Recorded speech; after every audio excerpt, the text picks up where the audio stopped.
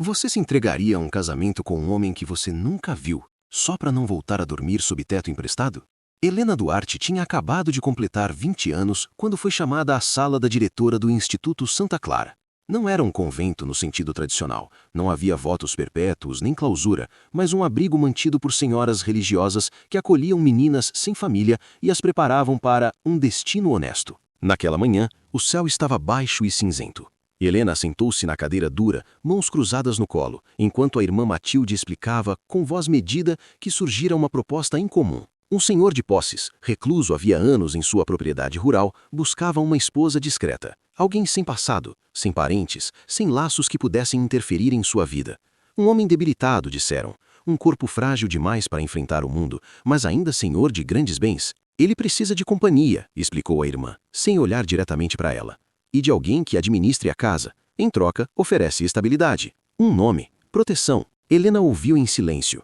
Não perguntava mais se havia escolha. Sabia que não havia. Criada desde a infância no instituto, aprendera cedo que o mundo não era gentil com mulheres sozinhas. Sabia cozinhar, costurar, organizar contas, cuidar de enfermos e manter a postura adequada em qualquer ambiente. Tudo lhe fora ensinado com um único objetivo: não se tornar um peso. À noite, sozinha no quarto estreito, Helena encarou o teto por horas. Pensou na alternativa. Permanecer ali indefinidamente, talvez tornar-se auxiliar permanente do instituto, vivendo à margem da própria vida, ou aceitar o desconhecido. Ela aceitou. Olá, seja muito bem-vindo ao canal. Antes de começarmos a história de hoje, peço que você deixe sua curtida nesse vídeo e caso você seja novo por aqui, lembre-se de se inscrever para acompanhar todas as nossas histórias. Nós postamos vídeo novo toda semana. Sem mais delongas, vamos para a história. Helena fora deixada ainda bebê na porta do instituto, envolta em um chale gasto e com um medalhão sem nome. Não havia bilhete, não havia explicação. Cresceu entre corredores longos, vozes baixas e rotinas rígidas. Tinha cabelos claros que insistiam em escapar dos penteados simples, olhos acinzentados e atentos, e uma quietude que muitos confundiam com submissão. Não era. Apenas aprendera a observar antes de agir. Quando lhe mostraram o retrato do futuro marido, sentiu um aperto inesperado. O quadro mostrava um homem de expressão severa, barba por fazer, olhos escuros demais para parecerem cansados. Não parecia doente, apenas fechado. O nome dele é Augusto Valença, disse a irmã Matilde. Sofreu um acidente há 3 anos. Desde então, raramente sai do quarto. Ele anda? Helena perguntou com cuidado. A resposta veio vaga. Uma queda. Um trauma. O resto não importava. Importava que ele aceitara casar-se com uma jovem sem dote, sem história e sem exigências. O casamento aconteceu numa manhã fria, na pequena capela do instituto. Nada de convidados ilustres, apenas algumas irmãs, um padre envelhecido e o silêncio respeitoso das paredes antigas. Helena vestia um traje simples, azul claro, escolhido mais por decoro do que por romantismo. Quando a porta se abriu, ela ouviu o ranger das rodas. Augusto entrou em uma cadeira de madeira escura, empurrada por um criado. Estava pálido, magro demais para o paletó que vestia. Uma manta cobria-lhe as pernas, as mãos, apoiadas nos braços da cadeira, pareciam rígidas. Tudo nele transmitia fragilidade. Tudo, menos o olhar. Quando seus olhos encontraram de Helena, algo nela se retesou. Não era um olhar perdido, nem cansado. Era atento, calculado, como se estivesse avaliando cada detalhe ao redor. «Aceita?» perguntou o padre. «Aceito», respondeu Helena com voz firme.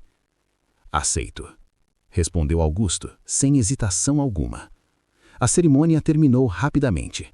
Ao final, Augusto fechou os olhos por um instante mais longo do que o necessário, e os criados se apressaram em apoiá-lo. As irmãs trocaram olhares discretos, como quem confirma um temor antigo. Helena manteve-se ereta. Já aprendera a não demonstrar fraqueza em público. A viagem até a propriedade durou horas. Pela primeira vez, Helena viu campos abertos, colinas distantes e estradas que pareciam não ter fim. Cada metro percorrido era uma despedida silenciosa do que conhecia. A residência Valença surgia isolada entre árvores antigas, uma construção imponente, de linhas sóbrias, mais austera do que ostentosa. Nada de cores vivas, tudo ali parecia calculado para impressionar sem chamar atenção. Os criados conduziram Augusto pelo corredor principal com passos medidos, como se cada movimento fosse ensaiado. A cadeira deslizou até o quarto mais afastado da casa, um aposento amplo, com paredes forradas de madeira escura e uma cama alta, pesada, cercada por cortinas de tecido espesso. Helena acompanhou tudo em silêncio. Depois foi apresentada a administradora da residência, senhora Cecília Farias, uma mulher alta, de cabelos grisalhos presos num coque severo e olhar que parecia medir pessoas como números. A rotina é simples, explicou Cecília enquanto caminhavam pelos cômodos. O senhor Valença permanece recolhido quase o dia inteiro. Recebe um médico ocasionalmente. Alimenta-se pouco, dorme muito. A casa parecia mais uma fortaleza do que um lar. A biblioteca ocupava 2 andares e cheirava a papel antigo. Havia uma sala de música intocada, instrumentos cobertos por lençóis, como se ninguém ousasse produzir som ali. A mesa da sala de jantar comportava uma multidão que nunca vinha. A família aparece quando convém, acrescentou Cecília num tom neutro demais para ser inocente. Perguntam pela saúde, perguntam pelos negócios, perguntam demais. Helena sentiu um peso silencioso se acomodar em seu peito. À tarde, deixaram-na sozinha. Sentou-se próxima à janela do quarto que agora lhe pertencia por contrato, observando o pátio interno. Pensou no futuro como quem observa um caminho coberto de névoa. Não havia imagens claras, apenas obrigação. Chorou sem ruído, como aprendera a fazer desde menina. À noite, a refeição foi servida no quarto de Augusto. Um criado o ajudou a se sentar. Ele tocou a comida apenas o suficiente para manter a aparência. Evitava olhar diretamente para Helena, o que de alguma forma era pior do que indiferença. Estou cansado, murmurou depois de alguns minutos. Foi deitado novamente com extremo cuidado. Cecília sugeriu que Helena se instalasse em outro aposento. Enquanto o estado dele for delicado, explicou. Helena recusou. Não atravessei metade da minha vida para fingir que não sou esposa, disse com suavidade firme. A administradora sustentou seu olhar por um instante longo demais e assentiu. Quando a casa finalmente adormeceu, restaram apenas o quarto amplo, o cheiro da madeira antiga e o som distante do vento. Helena trocou a roupa cerimonial por uma camisola simples. Soltou os cabelos, sentindo-se estranhamente exposta. Aproximou-se da cama, observando o homem que agora chamava de marido. Havia algo nele que não se encaixava naquela fragilidade toda. A respiração era regular demais, o rosto sereno demais. Foi então que ouviu o clique seco da fechadura. Virou-se bruscamente. Augusto estava de pé, não apoiado, não cambaleante, de pé como qualquer homem saudável. O mundo pareceu inclinar-se. Helena levou a mão à boca para conter o grito. O coração batia tão forte que doía. Ele se aproximou apenas o suficiente para fechar a porta por dentro, e então se afastou, erguendo as mãos. Não avance, disse ele, com voz firme, sem vestígio algum de fraqueza. E não grite, preciso que me escute. Ela encostou-se à parede, os joelhos quase cedendo. Isso não é possível, disse ela. É inconveniente apenas, não impossível. Sentou-se na beirada da cama, como se aquele fosse o gesto mais natural do mundo. Eu nunca estive doente. Estive atento, avaliando todos ao meu redor. Augusto contou-lhe sobre a queda, que de fato houve, sobre a recuperação rápida, e sobre o que ouvira enquanto todos acreditavam que ele dormia. Conversas sussurradas, contas feitas em voz baixa, planos travestidos de preocupação. Não havia raiva enquanto falava, mas uma indiferença, quase como se ele estivesse contando a história de outra pessoa, e não a dele. Descobri cedo demais que meu sobrenome vale mais morto do que vivo, disse, e que alguns laços só existem enquanto o dinheiro circula. Explicou como assumira o papel de inválido para observar, como testar a médicos, empregados, parentes, como aprender a quem esperava por sua morte com paciência e quem tentaria apressá-la. Mas eu precisava de alguém que não estivesse envolvido, concluiu, alguém que não tivesse nada a ganhar, nem a perder. Helena sentiu a compreensão surgir como um gosto amargo. Ela murmurou. Você, confirmou ele. A raiva veio depois, quente, humilhante. Então tudo foi uma encenação, disse ela, avançando um passo. Um casamento comprado com mentiras, minha vida usada como estratégia. Augusto não desviou o olhar. Se eu tivesse lhe dito a verdade, você teria vindo? Helena abriu a boca e parou. Pensou no homem forte, rico, cercado de inimigos disfarçados de família. Pensou no perigo, pensou na armadilha que teria imaginado. A resposta que não queria admitir se impôs em silêncio. E foi isso que a enfureceu ainda mais. Augusto falou novamente, agora sem pressa. Não tentava mais convencer, apenas expor.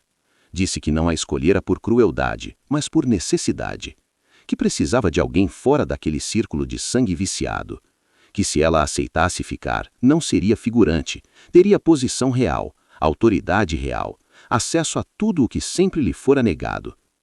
Não quero uma cúmplice, disse. Quero alguém que veja, que saiba e que esteja aqui quando a máscara cair. Também deixou claro que não a manteria presa àquela casa. O casamento poderia ser desfeito com discrição. O Instituto Santa Clara continuaria a recebê-la, se esse fosse o desejo dela. Nada seria exigido. Helena afastou-se até a janela. O jardim estava mergulhado na sombra, iluminado apenas por lanternas distantes. Pensou no que deixara para trás. Quartos compartilhados, decisões tomadas por outras pessoas, uma vida inteira vivida em permissão. Pensou também no homem atrás dela. Perigoso, sim, mas estranho o bastante para pedir em vez de ordenar. Virou-se. Se eu ficar, disse, preciso saber no que estou entrando. As perguntas vieram secas, práticas. Por quanto tempo duraria aquela encenação? Que papel se esperava dela? O que seria público? O que seria secreto? Que tipo de casamento era aquele, afinal? Augusto respondeu uma a uma. A farsa não passaria de alguns meses. Durante o dia manteriam o teatro. À noite nada seria exigido. O convívio viria antes de qualquer intimidade. Quanto à família, ele cuidaria de provocar situações. Ela apenas observaria. Não quero que minta, reforçou. Quero que esteja presente. Helena ficou em silêncio. Algo naquela clareza tardia pesava mais do que a mentira inicial. Ele não estava oferecendo promessas vagas. Estava oferecendo escolhas. E por que eu deveria acreditar em você? Perguntou enfim. Augusto não respondeu de imediato. Caminhou até um armário discreto, retirou uma pasta de couro e a colocou sobre a mesa. Dentro havia contratos assinados, selos oficiais, datas recentes. Metade da propriedade Valença estava registrada em nome de Helena Duarte. Isso foi feito hoje pela manhã, explicou, antes da cerimônia. Ela sentiu o chão se mover sobre os pés. Independentemente do que decida, continuou ele, isso já é seu. Se ficar, seremos parceiros. Se for embora, sairá com mais do que entrou. Não era uma promessa, era um fato. Helena sentou-se lentamente. A raiva ainda existia, mas agora se misturava a algo mais perigoso: respeito. O silêncio se alongou. Augusto não a interrompeu. O fogo na lareira estalava baixo. Do lado de fora, o vento atravessava as árvores. Eu fico, disse ela, por fim, com condições. Enumerou-as sem elevar a voz. Nada de mentiras entre eles. Participação nas decisões da casa. E quando tudo viesse à tona, ele assumiria publicamente que ela fora mantida à margem da farsa. Augusto aceitou sem discutir. Estendeu a mão. Helena hesitou apenas um segundo antes de apertá-la. Os meses seguintes foram uma coreografia silenciosa. Durante o dia, Helena era a esposa solícita. Levava refeições, lia trechos de livros, permanecia ao lado da cama como se o tempo estivesse suspenso. À noite, quando a casa adormecia, conversavam, sobre tudo e sobre nada. Apreendiam um ao outro com cautela. Os parentes vieram em ondas. 2 irmãos, Álvaro e Sérgio, sempre bem vestidos, sempre com palavras calculadas. Um grupo de primos que surgia sem aviso, interessados demais nos números da propriedade. Helena observava. Registrava tons, pausas, olhares. Falavam de Augusto como se ele já fosse uma ausência. Questionavam contratos. Sugeriam mudanças. Pressionavam com sorrisos. Numa tarde abafada, Álvaro perdeu a paciência. Essa administração está afundando, disse, batendo a mão na mesa. Você não está em condições de decidir nada. Sérgio inclinou-se, mais perigoso. Talvez seja a hora de pensarmos em tutela legal, pelo bem de todos. O silêncio caiu pesado. Helena se levantou. Não, disse, com firmeza inesperada até para si mesma. Os dois a encararam, surpresos. E desde quando isso importa? Provocou. Você não passa de uma estranha consorte. Helena abriu a pasta que mantinha consigo. Espalhou os documentos sobre a mesa. Desde hoje, respondeu, metade desta propriedade responde por mim. Os sorrisos desapareceram. Os irmãos se levantaram abruptamente, os rostos rígidos de fúria mal contida. Saíram prometendo advogados, processos, escândalos. Helena permaneceu ali, o coração acelerado, mas a postura intacta. Pela primeira vez, não era apenas uma observadora. Era parte do jogo. Quando a casa finalmente silenciou naquela noite, Augusto permaneceu algum tempo observando Helena à luz baixa da lareira. Você não precisava ter feito aquilo, disse por fim. Poderia ter permanecido em silêncio. Ela deu de ombros, um sorriso breve nos lábios. Permanecer em silêncio raramente protege alguém. E, além disso, fez uma pausa calculada. Metade daquela sala também é minha. Riram, e foi nesse riso discreto que algo se reorganizou entre eles. Já não eram apenas cúmplices de um plano. Tornavam-se aliados por escolha. As conversas noturnas passaram a ser um refúgio. Augusto falou da infância marcada por expectativas irreais, do peso de herdar um sobrenome que vinha carregado de interesses. Contou como aprendera cedo que afeto e vantagem costumam caminhar juntos, e como isso o tornara desconfiado de tudo. Helena falou do vazio de crescer sem origem, da sensação constante de ser provisória, de precisar provar valor em silêncio. Confessou o medo de nunca pertencer verdadeiramente a lugar algum. Descobriram-se semelhantes na solidão. Com o tempo, Helena deixou de ser apenas observadora, tornou-se estrategista, percebia padrões, antecipava movimentos, fazia perguntas que desestabilizavam visitantes indesejados. Augusto, por sua vez, revelava um humor contido, uma paixão quase tímida por música antiga e uma gentileza que raramente se permitia mostrar. As noites sem máscaras tornaram-se esperadas. 3 meses após o casamento, veio o ataque final. A família chegou acompanhada de um advogado e de um médico conhecido por diagnósticos convenientes. Alegaram preocupação, falaram em incapacidade, exigiram controle imediato da propriedade. Augusto concordou, com uma condição. Nada em segredo, disse, tudo diante de testemunhas. No dia marcado, a sala principal foi ocupada por figuras improváveis, o juiz do distrito, o pároco local, o delegado e Helena. O médico iniciou o exame com teatralidade exagerada, preparava-se para declarar o veredito quando Augusto se levantou, sem ajuda, sem esforço. Caminhou alguns passos, falou com clareza.